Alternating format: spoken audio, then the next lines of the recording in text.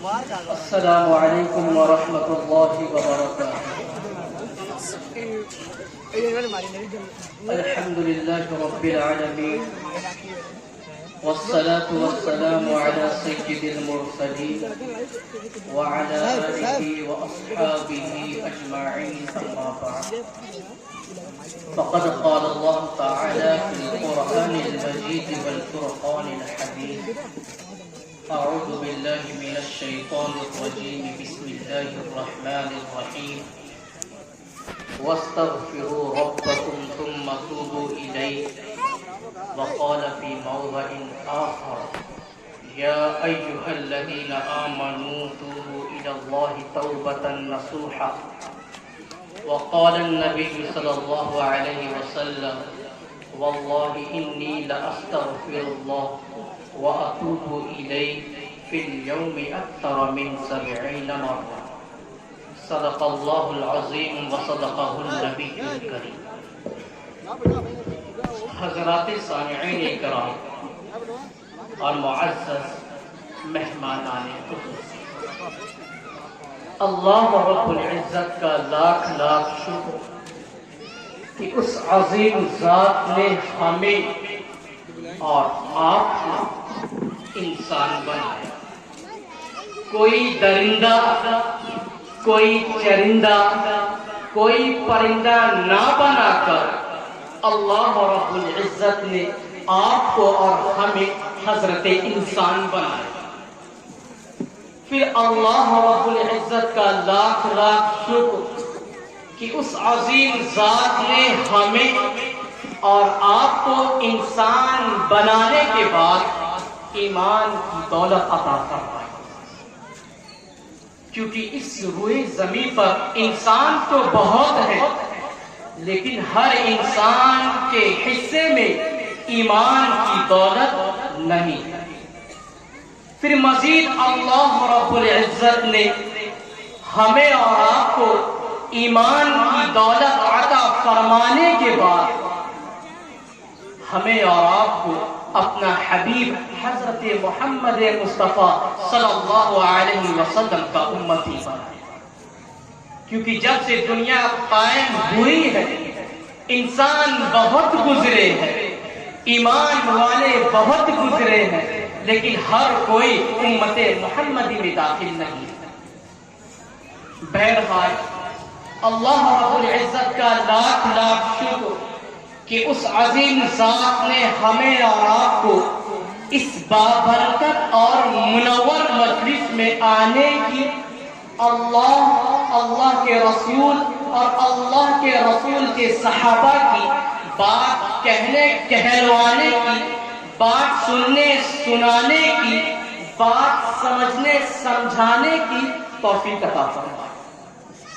تو آج میں کوئی لمبی چوڑی بات نہیں کروں گا، کیونکہ وقت کی قلت دامنگیر ہے، اس وجہ سے میں اپنی گفتگو کو مختصر در مختصر بیان کرنا چاہتا ہوں، کیونکہ میں نے آپ حضرات کے سامنے یہ تذکرہ کیا کہ اللہ نے ہمیں اور آپ کو انسان بنایا، تو میں چاہتا ہوں کہ انسان کی حقیقت کیا ہے میں آپ کے سامنے بیان کروں۔ تو انسان کا اطلاق دو چیزوں پر ہوتا ہے، نمبر ایک جسم اور نمبر دو روح۔ انسان کا اطلاق جسم اور روح دونوں پر ہوتا ہے، لیکن دونوں کا متعلق جو قانون ہے الگ الگ۔ اللہ نے انسان کا جسم بنایا تو جسم کو مضبوط کرنے کے لیے جو غذا پیدا فرمائی، اس غذا کا نام غلہ، پانی اور پھل فروٹ ہے۔ اگر انسان چاہتا ہے کہ اس کا جسم مضبوط ہو جائے تو وہ اللہ کی نعمتوں میں سے غلہ، پانی، پھل فروٹ کھاتا ہے، اور اگر انسان کے جسم میں کوئی بیماری آ لگتی ہے تو اللہ رب العزت نے اس بیماری کے لیے دوا کا انتظام کیا۔ لیکن انسان جو غذا حاصل کرتا ہے، دوا حاصل کرتا ہے، اس کے لیے پیسہ ضروری اور درکار ہے۔ لیکن جب بات روح کی آتی ہے، انسان کے جسم اور روح میں اصل روح ہے، جب بات روح کی آتی ہے تو اللہ رب العزت نے جس طرح جسم کے لیے غذا کو پیدا کیا، اسی طرح اللہ رب العزت نے روح کی غذا کے انتظام کے لیے تلاوت قرآن اور ذکر الہی کو بنایا۔ اگر ہم چاہتے ہیں کہ ہمارا جسم مضبوط ہو جائے تو اس کے لیے ہمیں گنجا پانی کی ضرورت ہے، اور اگر ہم چاہتے ہیں کہ ہماری روح مضبوط اور طاقتور ہو جائے تو اس کے لیے ہمیں تلاوت قرآن اور ذکر الہی کی ضرورت ہے۔ پھر ذکر کی دو قسمیں ہیں، ذکر سوری اور ذکر حقیقی۔ ذکر سوری کی تعریف یوں ہے کہ ایسا ذکر جس کی کوئی صورت نظر آتی ہے، جیسے ہم نماز ادا کرتے ہیں تو نماز کی ایک خاص صورت، ہم حج ادا کرتے ہیں، قربانی ادا کرتے ہیں تو حج اور قربانی کی ایک خاص صورت ہے۔ اور ذکر حقیقی کہتے ہیں جب ہم کچھ کاروبار کرتے ہیں اور ہمارے کاروبار میں سودی کاروباری آتے ہیں اور ہمیں موقع دیتے ہیں کہ سودی کاروبار کر لیا جائے اور اپنے مال میں اضافہ کر لیا جائے، تو اس وقت ہم سودی کاروبار سے دوری اختیار کرتے ہیں۔ ذکر حقیقی اسی کو کہتے ہیں۔ ذکر سوری کے لیے صورت موجود ہے لیکن ذکر حقیقی کے لیے کوئی صورت نہیں ہے، یہ حقیقتاً ذکر کہلاتا ہے۔ بہرحال انسان کے جسم کی غذا کے لیے اللہ نے پھل فروٹ کو پیدا کیا، اور انسان کی روح کی غذا کے لیے اللہ نے تلاوت قرآن اور ذکر الہی کو پیدا کیا۔ لیکن جس طرح انسان کا جسم بیمار پڑ جاتا ہے اسی طرح انسان کی روح بھی بیمار پڑ جاتی ہے۔ انسان کا جسم بیمار پڑتا ہے تو اس کے لیے اللہ رب العزت نے دوا کا انتظام کیا ہے، اور جب انسان کی روح بیمار پڑ جاتی ہے تو اللہ رب العزت نے روح کی دوا کے لیے توبہ کو پیدا کیا۔ آج میری تقریر کا عنوان یہی توبہ ہے، اسی لیے میں نے آپ حضرات کے سامنے قرآن کی آیت جو تلاوت کی ہے وہ آیت توبہ سے تعلق رکھتی ہے۔ میں نے آپ حضرات کے سامنے قرآن کی آیت تلاوت فرمائی، وَاسْتَغْفِرُوا رَبَّكُمْ ثُمَّ تُوبُوا إِلَيْهِ۔ ایک حدیث میں نے آپ کے سامنے پڑھی، وَاللَّهِ إِنِّي لَأَسْتَغْفِرُ اللَّهَ وَأَتُوبُ إِلَيْهِ۔ آج عوام کے اندر یہ غلط بات بہت رائج ہو چکی ہے کہ توبہ اور استغفار ایک ہی چیز ہے۔ اگر توبہ اور استغفار ایک ہی چیز ہوگا تو اللہ قرآن میں کبھی یہ نہ فرماتا وَاسْتَغْفِرُوا رَبَّكُمْ ثُمَّ تُوبُوا إِلَيْهِ۔ اگر توبہ اور استغفار ایک ہوتا تو اللہ کے نبی کبھی یہ نہ فرماتے إِنِّي لَأَسْتَغْفِرُ اللَّهَ وَأَتُوبُ إِلَيْهِ۔ قرآن توبہ کے لیے دوسرا الفاظ استعمال کرتا ہے، استغفار کے لیے دوسرے الفاظ کو لاتا ہے۔ اللہ کے نبی توبہ کے لیے دوسرے الفاظ کا انتخاب کرتے ہیں۔ استغفار توبہ کے لیے الگ الگ الفاظ بنائے تو پتہ یہ چلا کہ توبہ کا راستہ الگ ہے اور استغفار کا راستہ الگ ہے۔ توبہ کہتے ہیں اپنے تمام گناہوں سے رک جانا، اپنے تمام گناہوں سے رک جانا توبہ کہلاتا ہے، اور استغفار کہتے ہیں اپنے تمام ماضی کے گناہوں پر معافی چاہنا۔ توبہ اصل ہے، جبکہ توبہ کی طرف لے جانے والا راستہ استغفار ہے۔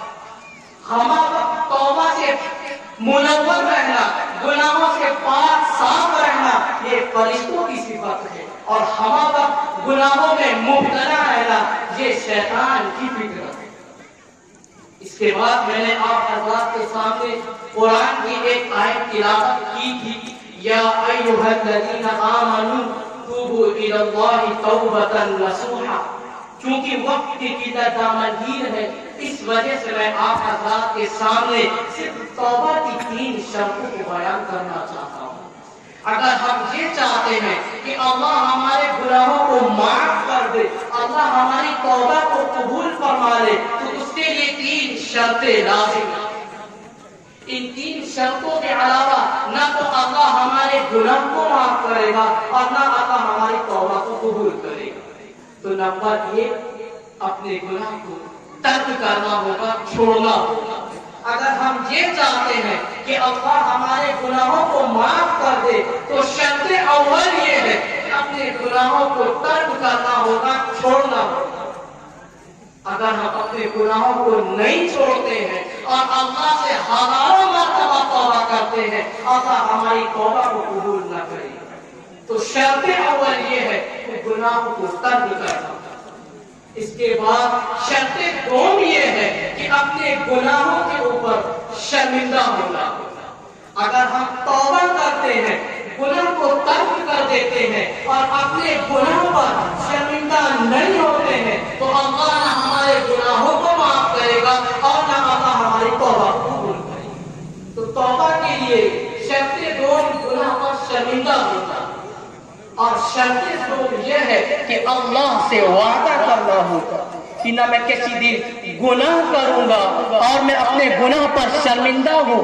اللہ سے وعدہ کرتا ہوں کہ میں نہ کبھی گناہ کروں گا نہ گناہ کے قریب جاؤں گا، اللہ تو مجھے معاف فرما دے۔ جب ہم ان 3 شرطوں پر عمل کرتے ہیں تو اللہ رب العزت ہمارے توبہ کو قبول فرما لیتا ہے، ہمارے گناہوں کو معاف کر دیتا ہے۔ لیکن اگر ہمارے گناہ کا تعلق کسی انسان کے ساتھ ہے تو شرط چہارم یہ ہے کہ اپنے بھائی سے معافی مانگنا ہوگا۔ اگر ہم نے کسی شخص کا مال چوری کر لیا ہے، کسی کو گالی دے دی ہے، کسی سے حسد کر لیا ہے تو 1000 مرتبہ ہم اللہ سے توبہ کر لے، ہماری توبہ قبول نہ ہوگی جب تک ہم اس انسان سے معافی نہ مانگیں۔ تو توبہ کے لیے 4 شرطیں لازم ہے۔ 3 شرطوں کا تعلق اللہ کے ساتھ ہے اور 1 شرط کا تعلق اللہ کے بندوں کے ساتھ ہے۔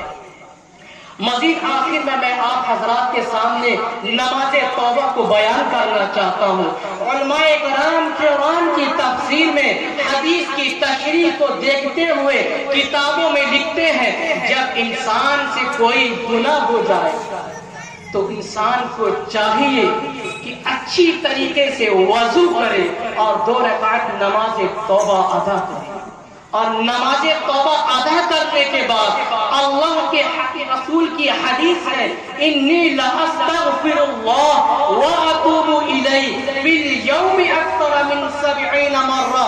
اللہ کے نبی ہر دن 70 مرتبہ اور 100 مرتبہ استغفار پڑھتے تھے۔ تو 2 رکعت نماز توبہ کے بعد بیٹھنے کے بعد کم سے کم 70 اور 100 مرتبہ اللہ سے استغفار پڑھنا ہوگا، اللہ سے معافی مانگنا ہوگا، اور معافی مانگنے کے بعد ہاتھ اٹھا کر دعا کرنا ہوگا۔ جب ہم ان تمام مرحلے پر عمل کر لیتے ہیں، شرط سوم کو اول کو دوم کو مان لیتے ہیں اور اللہ سے اپنے گناہوں پر شرمندہ ہوتے ہیں، گناہ کا اعتراف کرتے ہیں، اللہ سے معافی چاہتے ہیں، تو 100% گارنٹی ہے اللہ رب العزت ہمارے گناہوں کو معاف فرما دے گا، اللہ ہماری توبہ کو قبول فرما لے گا اور اللہ ہمیں گناہوں سے پاک صاف کر دے گا۔